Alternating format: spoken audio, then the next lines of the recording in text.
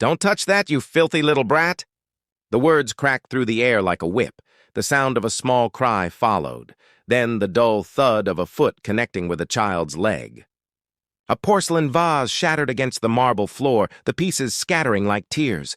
"Please, Mrs. Clare," the little girl sobbed. "I didn't mean—" "Didn't mean?" Claire's voice dripped with venom. "You people never mean anything, do you? You just ruin whatever you touch."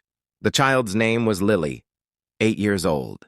Dark skin, wide brown eyes, and the trembling hands of someone who had already learned what fear felt like far too young.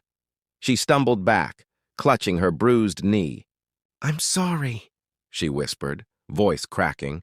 "Sorry doesn't fix the things you break." Claire's diamond bracelet glimmered as she pointed toward the shards. "Do you even know how much that vase cost?" "More than your mother earns in a year scrubbing my floors." At that exact moment, the sound of keys clinking at the front door broke through the silence. Nathan Miller, CEO of a rising tech empire, had come home early. His Friday meeting ended 2 hours ahead of schedule, and he'd wanted to surprise his wife, maybe have a quiet afternoon together before dinner. He walked through the grand hallway, still smiling faintly from a joke one of his board members had told him. But as he turned the corner into the living room, the scene froze him where he stood. Lily was crouched on the floor, her small body trembling beside the fragments of an ancient vase. Blood streaked down her knee. Standing over her was Clare, his wife of 3 years, her manicured hand raised midair as if ready to strike again. Nathan's voice dropped an octave. "Clare," his tone sliced through the room. Clare froze, her eyes darting toward him, and within a heartbeat her face changed, cruelty evaporating, replaced by a mask of shock and soft confusion. "Nathan!" "Oh, darling, I didn't hear you come in." She pressed a hand to her chest in a show of innocence. "This girl just broke the Ming vase, the one your company gifted us at our wedding. I was only teaching her a lesson about responsibility." Nathan didn't move. His eyes went from the shattered porcelain to the trembling child. He saw the cut on her leg, the fear in her posture, the bruised side of her arm. The signs were unmistakable. "Lily," he said gently, crouching to her level. "Are you hurt?" The girl's lips quivered. "Just a little," she whispered. "Where's your mother?" "She went to the market to buy cleaning soap," Lily answered softly, her eyes darting toward Clare.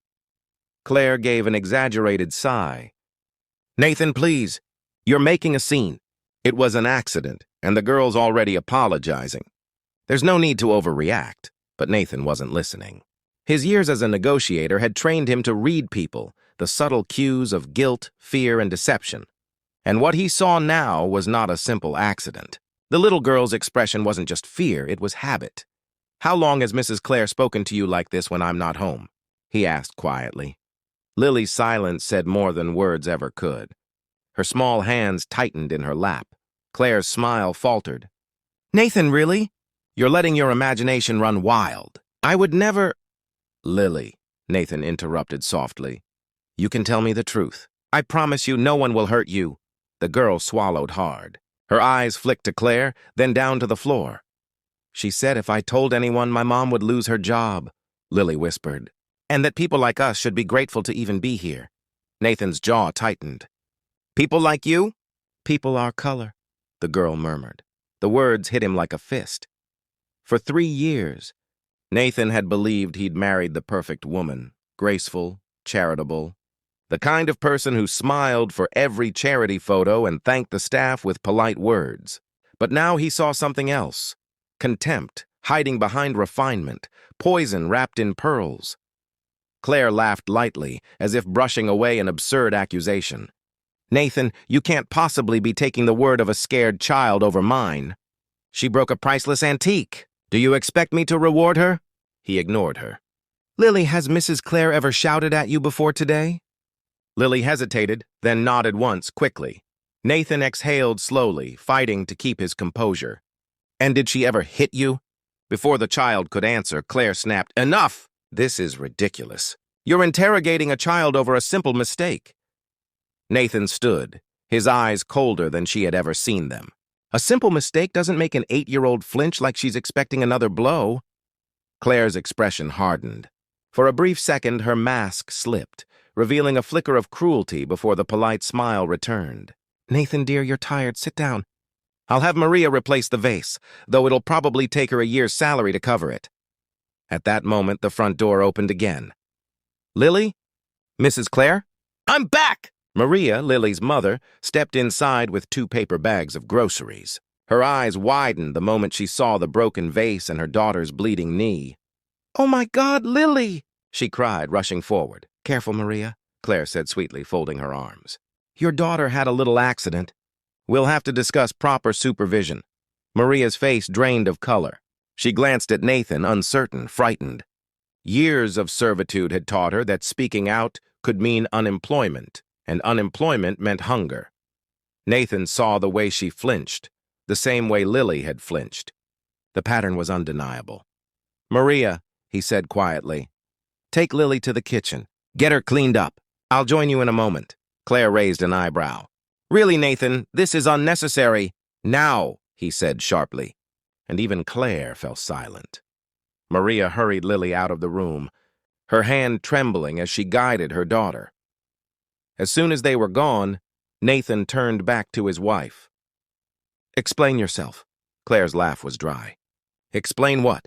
That a spoiled child broke something valuable and I dared to scold her? That's not what I saw." "Oh, please."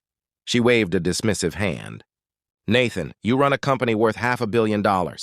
You make deals with men twice your age, yet you let a little girl manipulate you with tears? You're smarter than this." Nathan studied her, every word, every movement. "Is this how you've been running this house while I'm gone?" "Running the house?" Claire tilted her head with mock confusion. "Of course. You work 14 hours a day, Nathan. Someone has to maintain order." "What kind of order?" "The kind that keeps boundaries clear," she said coolly. "Respect for property, proper behavior, gratitude for what they have."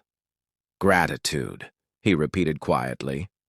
"For being here," Claire finished, her tone perfectly even.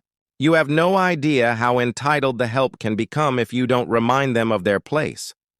Nathan stared at her, unblinking. The woman speaking to him now wasn't the elegant philanthropist from galas and charity dinners. She was someone else. Someone who believed cruelty was structure, and prejudice was discipline. And in that realization, something inside him shifted. "I see," he said finally. Claire smiled faintly. "Good, I knew you'd understand." "Oh, I understand perfectly," he replied. "I just don't think you'll like what happens next." "What happens next?"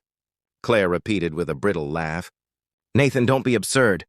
You're not about to turn a family argument into some moral crusade." He said nothing. The silence between them stretched, heavy and deliberate. From the kitchen came the faint clatter of running water, Maria whispering softly to Lily. That small, human sound made Claire's brittle confidence feel obscene. Nathan took one slow step closer. "Tell me the truth," he said quietly. "How long have you been treating them like this?" Her eyes narrowed. "Treating them how?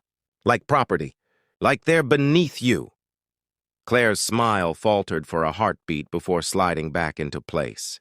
"You're emotional. You've been working too much. You're projecting all your business stress onto me." He almost laughed. "Gaslighting me already?" "You switch masks fast." Her expression hardened. "Watch your tone." "No," he said, the word low and final. "For years I've watched you." Claire turned away, reaching for the nearest decanter. "I need a drink." "All this drama over a maid's child?" "Over a child," he cut in. "Say it right." She poured herself wine, hands trembling slightly, though she tried to hide it. "You think you're some kind of hero now? Defending the poor little girl while the big bad wife plays the villain?" She took a long sip. "Don't fool yourself. You like my world. The dinners, the clubs, the donors. You need me to look polished beside you." Nathan's jaw tightened. "Not anymore." A beat of stunned silence. Then Claire's laughter, sharp, mocking. "You're threatening me?" "I'm warning you," he said evenly. "Stop lying." The air between them turned electric. Claire's mask cracked just enough for him to glimpse the woman beneath, cold calculation glittering in her eyes. You're making a terrible mistake, Nathan, she whispered. Men like you always think they can rescue the help. But when it's over, you'll remember who you really are, and they'll still be them. He stepped back, disgust threading his voice. You really believe that, don't you? That worth is measured by skin and salary. Before she could answer, a small knock sounded at the kitchen door. Maria stood there, clutching a towel spotted with her daughter's blood. Mr. Nathan, the cut isn't deep, she said softly. I cleaned it. She's resting now. Thank you, he replied gently. Can we talk? Maria hesitated, glancing at Claire, then back to him. If I've done something wrong... You haven't, he said quickly. But I need to know the truth. Has my wife ever treated you or Lily this way before? Maria swallowed. Her voice trembled. Sir, please, it's better if we forget it. Mrs. Clare means well. Claire crossed her arms. See? Even she admits...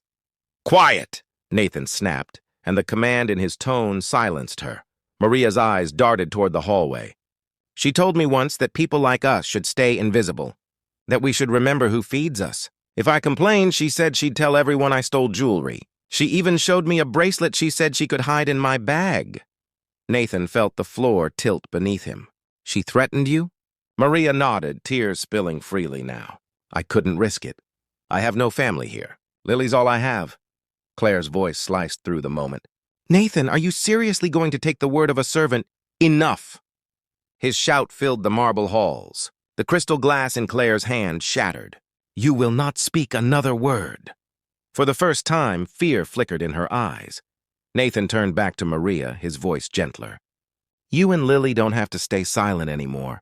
I'll protect you both. Maria shook her head weakly. You can't fight her kind of power. People like her always win. Not this time, he said. He went to his office. The walls of screens lit up in cool blue light. Years of corporate battles had taught him that truth without proof was useless. He opened a folder labeled Home Security, enabling the audio logs from the indoor intercom system. His stomach twisted as the recordings began, Claire's voice echoing through hidden microphones. Don't look at me when I speak to you. Say thank you. Girl, and mean it. If your mother wants to keep this job, you'll keep your mouth shut. The cruelty in those words didn't need context. He copied everything to a drive, then called a name he remembered from an ethics conference, Olivia Grant, a civil rights attorney who handled discrimination cases pro bono. She answered on the second ring. Olivia. Nathan? Friday evening, this must be urgent. Nathan. It is. I have evidence of racial and psychological abuse against a child in my own home. She was silent for a long second. Then, steady, send me the files. I'll be there within the hour. And Nathan, record everything that happens until I arrive. When he returned to the kitchen, Claire was pacing the living room on her phone. Yes, Mother, she was saying. He's being ridiculous. You always said I'd have to manage him eventually. No, he won't do anything drastic. He's too concerned about his reputation. Nathan's phone was already recording. Every word etched another crack in the perfect facade she had worn for years. If he sides with the maid, Claire continued, I'll remind everyone of his little temper issues. 3 years of marriage, plenty of material. A few tears in court and I'll have everything. Maria's hand flew to her mouth. Nathan whispered, It's okay. Keep quiet. The longer he listened, the colder his anger became. Claire wasn't just cruel. She was calculating, strategic. She believed she could weaponize his silence. An hour later, headlights swept across the driveway. Olivia stepped out, brisk and composed, followed by 2 investigators carrying small black cases. Claire was still talking on the phone when Olivia walked in. Mrs. Claire Miller? Olivia's voice was clear, professional. I'm Olivia Grant, civil rights attorney. This property is now part of a pending investigation into racial intimidation and child endangerment. Claire blinked, then laughed too loudly. You must be joking. Olivia opened a tablet. We have recordings, witness statements, and live audio corroborating repeated verbal and physical abuse of a minor. You can cooperate or we proceed with law enforcement. Nathan stepped forward, showing his own tablet. You might want to hang up, Claire. The people on that call are hearing every word you've said for the last 20 minutes, streaming live to my professional network. Her face drained of color. You wouldn't... Already did. The feed was climbing past 3,000 views, executives, donors, the Hamilton Foundation Board, every person who had ever praised her for her charity work. Comments flooded in. Disgusting. Fire her. How could she speak that way? Claire's phone slipped from her fingers. Somewhere on the other end, her mother's voice screeched, "Claire!" "What's happening?" Olivia's tone stayed clinical. "Mrs. Miller, I'm advising you to remain silent. Anything further may be used against you in civil proceedings." Maria and Lily stood in the doorway. Lily's bandaged knee peeked from beneath her shorts, but her back was straight now. She looked at the woman who had terrified her for years and said, "My mom says mean people act big because they feel small inside. Are you small, Mrs. Clare?" Claire's lips trembled, but no sound came out. Nathan knelt beside. "Lily, you're very brave," he said softly. "I just told the truth," she replied. The comment section on the live stream exploded with applause emojis and messages of support. Claire finally found her voice. "Nathan, please, think about what you're doing. You'll ruin both of us." He stood, meeting her eyes one last time. "No, Claire, you ruined yourself." The investigators began collecting the devices, preserving evidence. Olivia closed her folder. "Mr. Miller will coordinate statements first thing tomorrow. For tonight, I recommend that Mrs. Miller stay elsewhere." Nathan nodded. "She will." He turned to Maria. "You and Lily are safe here until you find a new place. No one will ever hurt you again." Maria's tears shimmered in the warm kitchen light. "Thank you, sir, for seeing us." Lily smiled, a small, uncertain smile, but real. "Mr. Nathan, does this mean bad people always get caught?" "Eventually," he said. "Especially when good people stop being afraid." "Don't touch me," Claire hissed, trying to slip past the investigators toward the staircase. Olivia's voice stayed even. "Mrs. Miller, you're not under arrest tonight, but you will not remove any documents or devices from this property. Do you understand?" Claire stared at Nathan, searching for the softness he used to have for her. She found stone. "Nathan, please," she said, the pitch of her voice wobbling. "Let's talk upstairs like adults." "We will not talk upstairs," he replied. "You'll pack a small bag and you'll leave." Her eyes flashed. "With my dignity, I suppose?" "That depends on what's left," he said. A muscle twitched in her jaw. She turned on her heel and disappeared into the guest suite, where Olivia's investigator followed at a polite distance, documenting everything she took. One handbag, one phone, a small toiletry case. No jewelry, no hard drives. In the kitchen, Maria handed Lily a warm mug of milk. The child wrapped her fingers around it like it was an anchor. Nathan leaned in the doorway, something tired and quiet in his eyes. "Is it safe now?" Lily asked. "Yes," he said. "It is," Olivia joined them, speaking softly. "I'll file an emergency protective order tonight. It will prevent Mrs. Miller from contacting you, Lily, or Maria. We'll also lock down the house staff roster and cameras." Maria's voice cracked. "Attorney, ma'am? What if she tries to ruin us? What if—" "She already tried," Olivia said, kind but firm. "And now she's out of time." The night turned the house into a different kind of place. Not a palace, not a prison. Something in between. A station platform where old trains departed and new ones arrived. Nathan made coffee that no one drank, paced halls that suddenly echoed like they were too big, and called the head of his security team to put the property on temporary watch. At 1:07 a.m., his phone vibrated.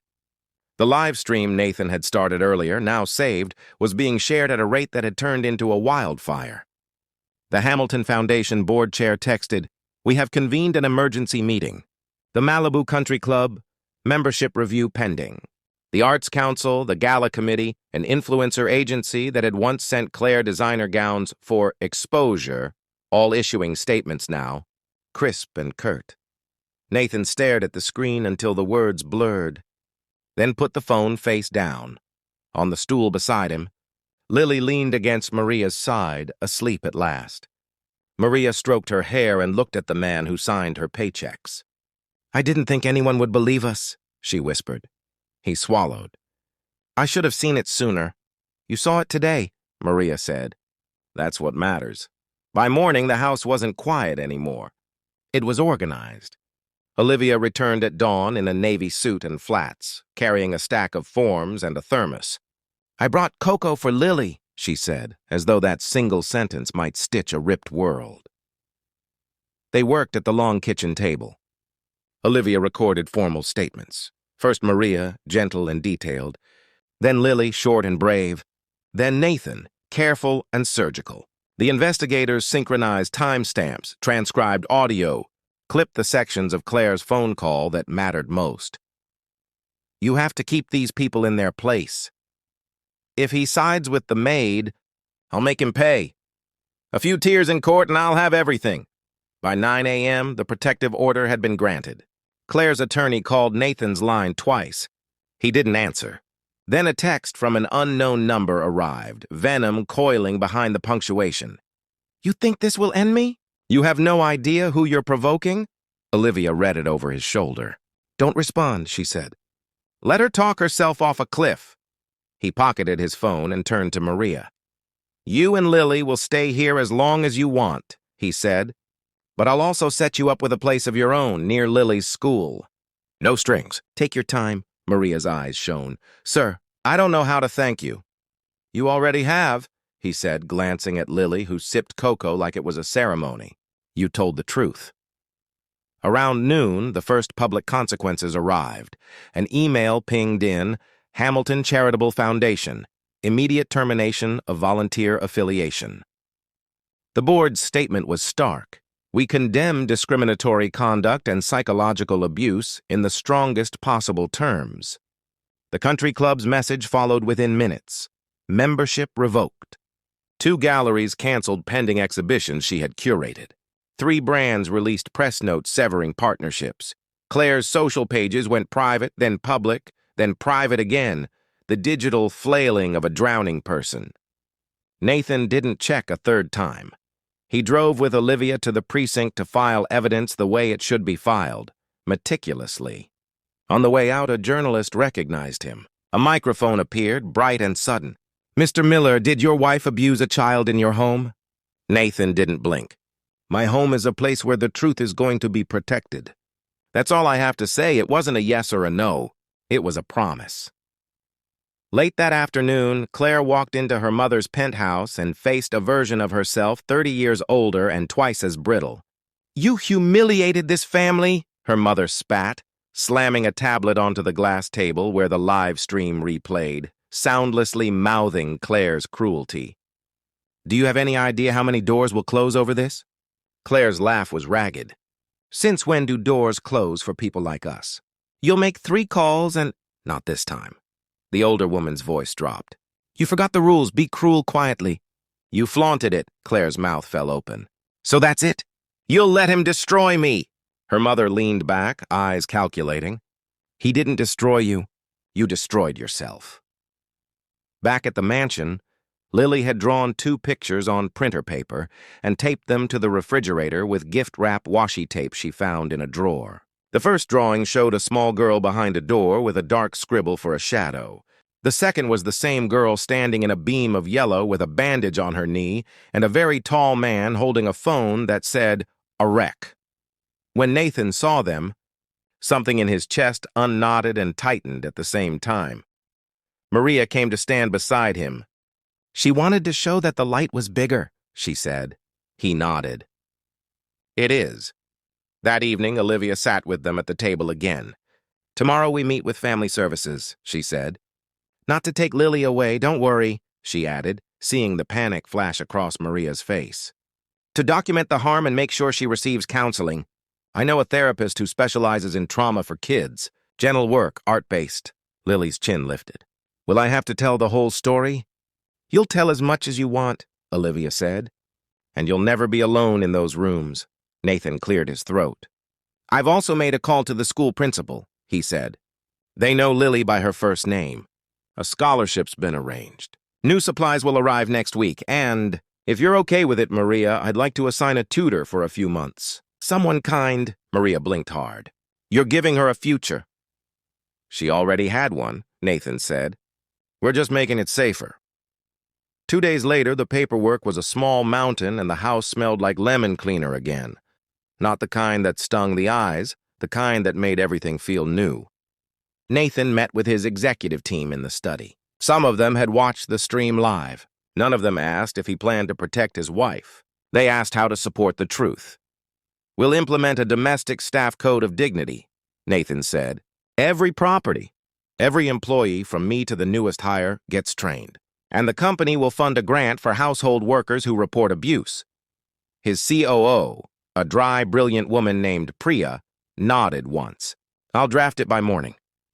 "Also," Nathan added, "we're creating a college fund in Lily's name, structured so Maria controls it, not me. No publicity." Priya's face softened. "Good," she said. Quiet good is still good. Claire's legal team finally reached Olivia on the third day. The call lasted 10 minutes, most of it silence, while the other side realized exactly how much evidence they were up against. They tried one angle, then another. Defamation, invasion of privacy, marital coercion. Each time, Olivia's answers were titanium. When she hung up, she turned to Nathan. "They'll settle," she said. Quietly. "If they're smart, what does settle look like?" Maria asked from the doorway, washing cloth in her hands. "It means your safety is secured, your voice is protected, and the truth stands," Olivia said. "And it means she won't be anywhere near you ever again." Maria exhaled shakily. "That's enough."